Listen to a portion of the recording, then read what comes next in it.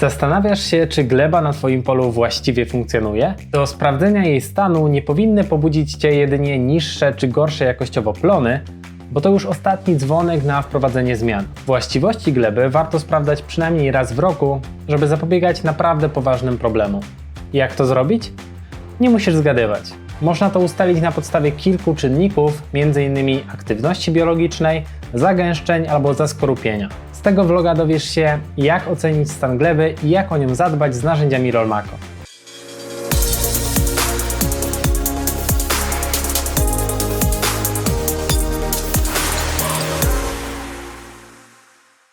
Aż 90% wszystkich funkcji gleby wynika z działalności mikroorganizmów, które w niej żyją.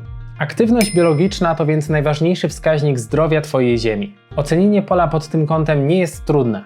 Należy wykonać odkrywkę i sprawdzić, co żyje pod powierzchnią.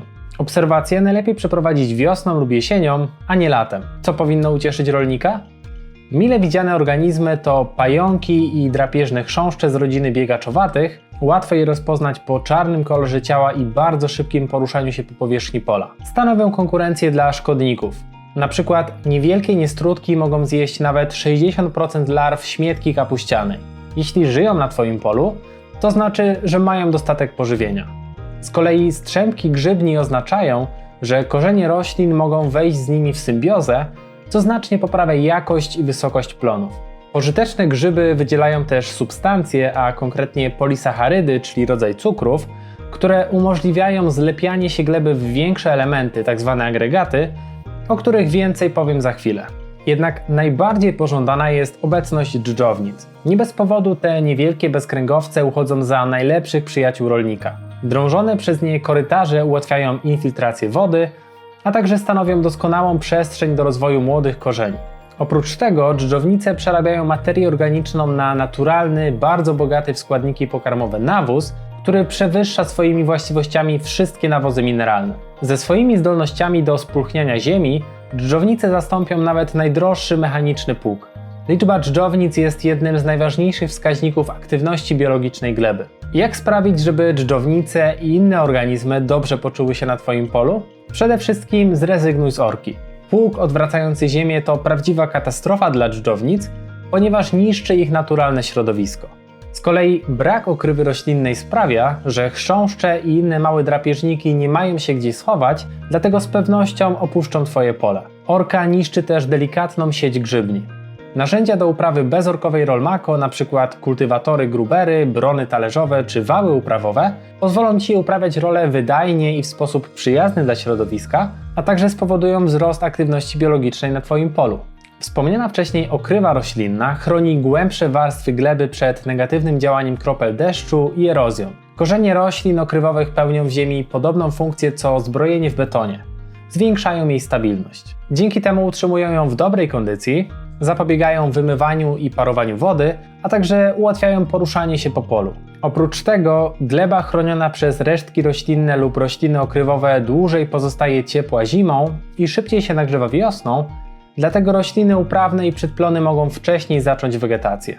Poza tym zostawianie okrywy roślinnej zapewnia pokarm dżdżownicom i innym pożytecznym organizmom, a tym samym sprawia, że życie biologiczne gleby rozkwitnie. Dobrym jesienno-zimowym okryciem dla ziemi są resztki pożniwne. Pamiętaj, że należy zadbać o ich równomierne rozmieszczenie na całej powierzchni pola, np. za pomocą brony mulczującej Rollmaco Spring Expert albo kombinacji kultywatora z broną mulczującą Combo Till. Jeśli pozostałości roślin nie rozkładają się, ale gniją, świadczy to albo o ich niewłaściwym pocięciu i wmieszaniu z glebą, albo o niskiej aktywności biologicznej. Wróćmy jednak do agregatów glebowych. To cząstki gleby, które są połączone w większe elementy, a potem oblepiają korzenie roślin i strzępki grzybni oraz przestrzeń wokół nich. Ich stabilność można ocenić na podstawie prostego testu. Jeśli po wykopaniu gleba przypomina twaróg, to znaczy, że występują w niej trwałe agregaty. Brak lub niestabilność agregatów znacznie zwiększa erozję ziemi, ponieważ pod wpływem wody spływa ona z powierzchni pola. Przyczynia się to również do zaskorupiania gleby, które powstaje, gdy krople wody spadają na niestabilne agregaty. Rozwiązaniem znowu jest pozostawienie równomiernej okrywy roślinnej. Dzięki niej w czasie ulewnych jesiennych deszczy duże krople rozbijają się i mogą spokojnie wsiąkać w powierzchnię, nie uszkadzając przy tym agregatów glebowych. Nadmiernie zagęszczone obszary pola również stanowią problem. Pojawiają się na polu w wyniku ugniatania ziemi kołami pojazdów w czasie orki, uprawy przez wiele lat na tej samej głębokości, czy uprawy zbyt wilgotnej gleby. Zagęszczenia stanowią przeszkodę dla korzeni roślin, które zamiast rosnąć pionowo, muszą się rozwijać równolegle do powierzchni pola. Utrudnia to magazynowanie wody w glebie oraz zmniejsza jej dostępność dla roślin. Jak ocenić, czy na polu występują zagęszczenia? Jeśli zaobserwujesz zastoiska wodne, najprawdopodobniej na jakiejś głębokości powstała właśnie taka nieprzepuszczalna podeszwa. Aby się o tym upewnić, można też użyć tzw. penetrometru glebowego. Jak poradzić sobie z zagęszczeniem w profilu glebowym? W ich usunięciu pomogą spulchniacze głębokie Rolmako, głębosz i pług dłutowy. Istotna jest również obserwacja koloru gleby. Kolor gleby w dużej mierze zależy od jej rodzaju i regionu występowania. Czarnoziemy i czarne ziemie są bardzo ciemne, prawie czarne, gleby brunatne szare lub brunatno-szare, a gleby bielicowe rdzawe z powodu wytrącania się żelaza.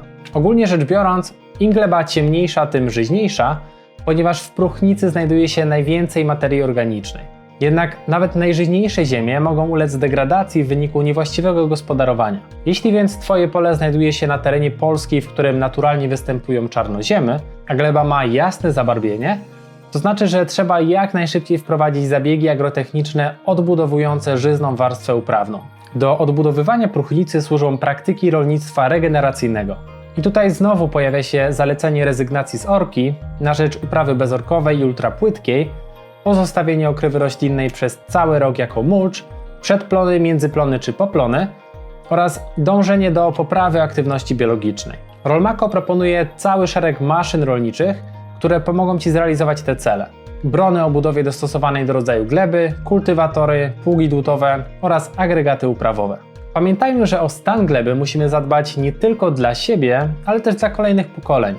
I to właśnie głównie kolejne pokolenia będą nam wdzięczne za pracę, jaką wykonamy dla poprawy jej kondycji.